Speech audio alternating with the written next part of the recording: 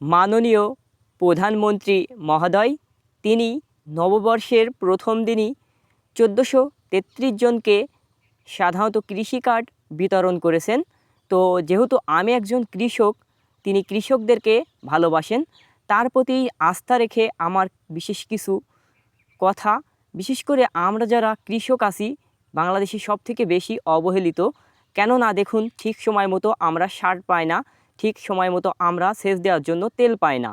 দেখুন, একজন মানুষ যদি অসুস্থ হয় তাকে সেবা করার জন্য এবং সুস্থ করার জন্য একটি হসপিটাল আছে, কিন্তু যদি আমাদের বাংলাদেশের একজন কৃষক তার জমির সাধারণত কোনো একটি ফসল লাগালে সেটা নষ্ট হয়ে গেলে সেটা দেখার জন্য একজন যে অভিজ্ঞত লোক থাকে, বিশেষ করে আমাদের জেলাতে, প্রতিটি জেলাতেই বাংলাদেশের আপনার কৃষি অফিসার থাকে, কিন্তু সেটা কতটা কার্যকারী হয় আমি জানি না। বিশেষ করে আমাদের এই অঞ্চলে কখনোই এই কৃষি অফিসারদের দিয়ে কোনো কাজ হয় না।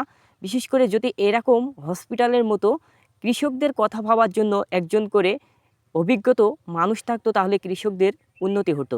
বিশেষ করে যেমন কার্ড দেওয়া হচ্ছে, এটাও যদি মাননীয় মাননীয় প্রধানমন্ত্রী মহোদয় চালু করতেন তাহলে প্রতিটি কৃষকের ভালো হতো। তার ফসলটি কেন নষ্ট হয়ে গেল এবং কি নির্দেশনা করবে, কিভাবে মাটিটি ঠিক করা যায়, এই বিষয়টি জানার জন্য একটি করে প্রতিটি থানায় আপাতত একটি করে হলেও আপনার কৃষি অভিজ্ঞত মানুষকে নিয়োগ করা উচিত।